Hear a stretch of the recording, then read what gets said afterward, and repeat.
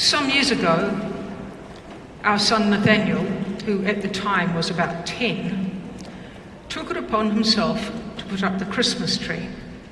His motivation? Without it, there was nowhere to put all the gifts he was going to get. Evident. Observing with some dismay the increasing chaos that was occurring in the lounge, I complained to him about the mess. "Mum," he said, sounding very exasperated, "that's the spirit of Christmas." I said, "What's the spirit of Christmas?" "The spirit of Christmas is messy," he replied, in a tone that rather implied this was something so obvious he was very surprised I didn't already know it. And I couldn't help but think he had something.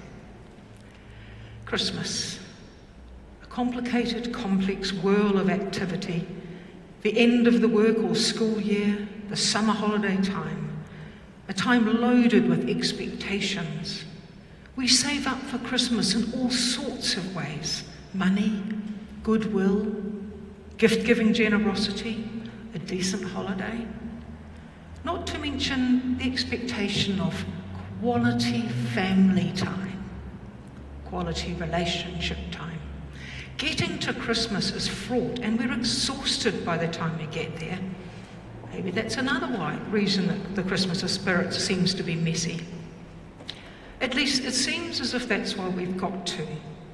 But before we got all tangled up by this, what was Christmas about? I know. For every story there's another one or a pre-story. Just so here, we tell a story of Christmas that is also a bit messy and patched together. So let's listen again. Just before we begin, how many of you know what a Wasgidge puzzle is? Hands up if you know what a Wasgidge puzzle is. Okay. Some do, some don't. Wasgidge, by the way, is jigsaw spelled backwards. So if you don't know, you know how in a puzzle box there's a picture. And what the puzzle is normally is, we do the puzzle of what the picture is. But with a Wasgidge puzzle, what's the picture on the box is not what the puzzle is, it's what that picture is looking at. It's quite good fun, actually. I quite like them. So, let's think about that. So let's say, and with respect to our Christmas story, let's say the picture on the box of the Christmas story we tell is of those people who knew Jesus. They were likely to have been Jewish. They were living under harsh rulers. Life was hard. And they hoped in God's promise of a Messiah who would come and change things, make the world more just and peaceful. And then they got to know Jesus. And through knowing this man, Jesus, they were changed. Something happened through him and it changed their world. And then after Jesus died, they told stories to piece together the puzzle of him. Stories of who they knew him to be, of who he was, how he was in their life, a best mate, and a whole lot more. Kind of made you feel complete, even when you stuffed up. He still believed in you and saw your potential. He loved you, and somehow you knew that you also were and could be part of changing the world, and it didn't matter if you were the bottom of the heap.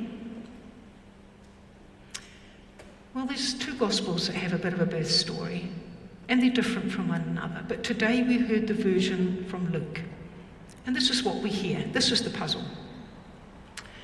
We've got an unmarried, very pregnant teenager travelling with the guy she's engaged to, who's not the father of her child. God is. They're travelling because the rulers have demanded a census to be taken, probably to do with increasing the tax take. And when they get to the destination, there's a housing shortage.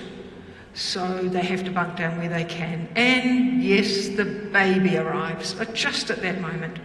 This Jesus they came to know, God with us. And then the shepherds enter the story. Just for a little bit of background, by Jesus' time, shepherds had been stereotyped as liars and degenerates and thieves. Their testimony was inadmissible in court and they were often barred from the city limits. In short, they were dodgy fringe dwellers. But in this story of God with us, it is their testimony that validates the story. To apply the Wasgidge lens, Those who knew Jesus are looking at the Jesus they know, the puzzle we put together. The Jesus they met, who and how he was, what was important to him, who God included and validated and valued by him. So the characters, that pregnant teenage mum, the guy that was marrying her, though he wasn't the dad, they're not by chance, and nor is the context.